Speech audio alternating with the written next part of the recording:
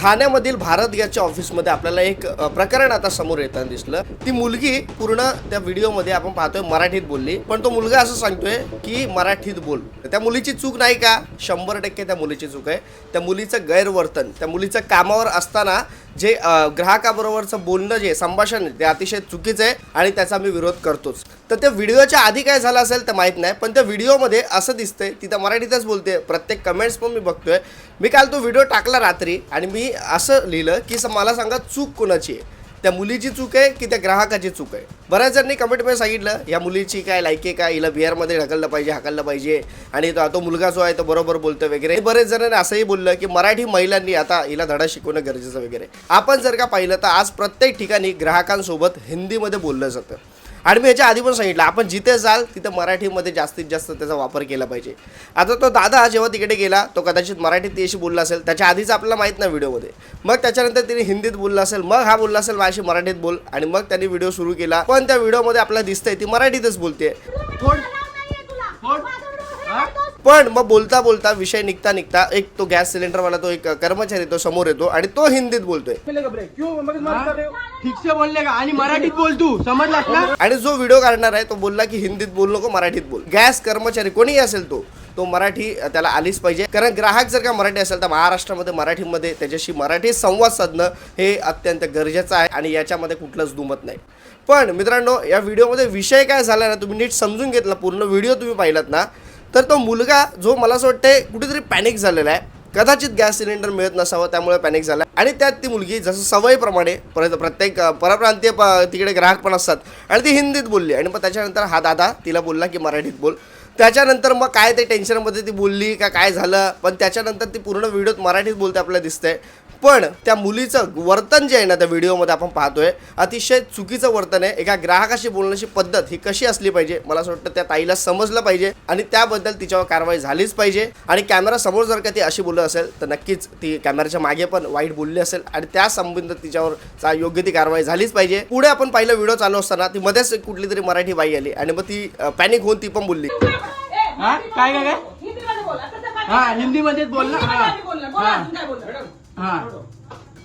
हिंदी में अभी हिंदी में कस्टमर से बात करते चलो।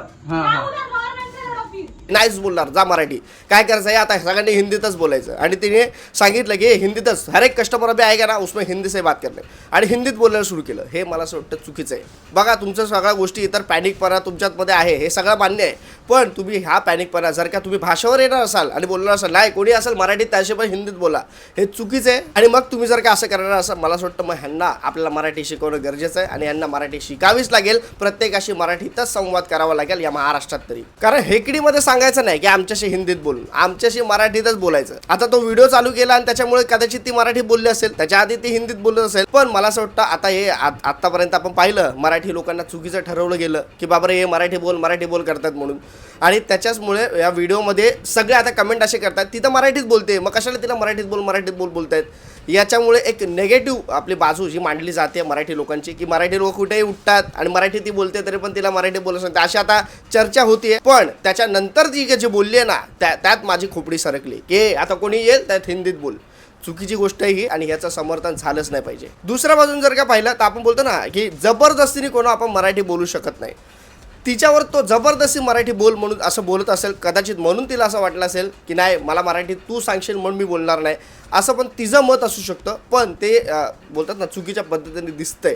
मी प्रत्येक वेळेला मागे पण व्हिडिओ तुम्हाला सांगितलं कोणावर जबरदस्ती मराठी बोल म्हणून आपण बोलू शकत नाही, पण त्यांना आपण रिक्वेस्ट करू शकतो की मला हिंदी येत नाही माझ्याशी तुम्ही मराठीत बोला आणि नसेल तर मग मी तुमच्यावर जी काय कारवाई करायची ते मी करेल। मला सर्व्हिस मराठीत मिळत नाही या संदर्भात मी तुमच्या वर्षाची बोलेल, हे इथपर्यंत आपण करू शकतो। पण हे मराठीतच बोल वगैरे इतर सगळ्या गोष्टी हे खरंच मी तुम्हाला सांगतो या कायद्यात नाही आहे। जबरदस्ती आपण कोणावर करू शकत नाही की कुठली भाषा बोल। मी तुम्हाला ते मागचं एक उदाहरण सांगितलं सनी बरोबर झालं ते प्रकरण, त्याच्यानंतर त्याला कोर्टात जेव्हा उभं केलं की तेव्हा कोर्टाने त्याला विचारलं की तू जबरदस्ती केली का याच्यावर की मराठीत बोल, तर तो बोलला नाही माझा विषय वेगळा होता, माझ्या त्या बायकोचा वगैरे त्याचा विषय होता, त्या धक्का लागला वगैरे त्या सगळ्या गोष्टी। पण मित्रांनो आपला कायदा पण हेच सांगतोय की कोणावर आपण जबरदस्ती करू शकत नाही. त्यांना जर गरज असेल तर ते मराठी शिकतील आणि त्यांना मराठी शिकावंच लागेल. अशा पद्धतीचं मला असं वाटतं आंदोलन याच्या पुढे प्रत्येकाने केलं पाहिजे आणि कायदेशीर केलं पाहिजे. उगाचच आपण कोणावर जबरदस्ती करून हे आपलं नाव खराब होतं मराठी माणसाचं आपल्याला दिसतंय. आज तीच मराठी बाई आपल्याला बोलते जबरदस्ती बोलणार आहेस तर मी नाही बोलणार मराठी. आणि एखादी गोष्ट आपण एखाद्यावर जबरदस्तीने कुठलीच करू शकत नाही, लादू शकत नाही, पण आपण प्रेमाने भरपूर काही गोष्टी करू शकतो. मला असं वाटतं याच्या पुढे आता आपण प्रेमाने जाऊन बघावं, कारण आत्तापर्यंत मराठी माणसाचं विनाकारण नाव खराब होत चाललेलं आहे आणि त्याच्यामुळे याचा कुठेतरी मला असं वाटतं बदल झाला पाहिजे. हा जर का तो तरी हॅकडी रूपात दाखवत असेल तर त्याला फटके पण 2 दिले पाहिजे. पण मला असं वाटतं आपण होईल तितकं प्रेमाने ह्या सगळ्या गोष्टी हाताळल्या पाहिजे, कायद्याने ह्या सगळ्या गोष्टी हाताळल्या पाहिजे. आणि माझी या बाकीच्या लोकांना पण विनंती आहे की बाबा रे तुम्ही ना उगाच आमच्या नादाला लागू नका. आमच्या या महाराष्ट्रामध्ये आमच्या मराठी भाषेचा आमच्या मराठी माणसाचा आदर सन्मान ठेवा. नाही तर तुम्ही जर का हेकडी दाखवली तर तुम्हाला 2 फटके बसणार. मग त्यासाठी आपण मग कुठला कायदा काढून बघायची गरज नाही, या मताचा मी आहे. पण जर का तुम्ही प्रेमाने आम्ही बोलतोय तर मग तुम्ही आमच्याशी प्रेमानेच बोलणार असाल, मराठीत आमच्यासोबत प्रेमाने राहणार असाल तर आम्ही तुमच्याशी प्रेमाने राहू. एवढंच मला तुम्हाला सांगायचं आहे. बाकी तुम्हाला काय वाटतं मित्रांनो या व्हिडिओबद्दल, त्या सगळ्या प्रकरणाबद्दल मला कमेंटमध्ये नक्की सांगा. जय हिंद, जय महाराष्ट्र.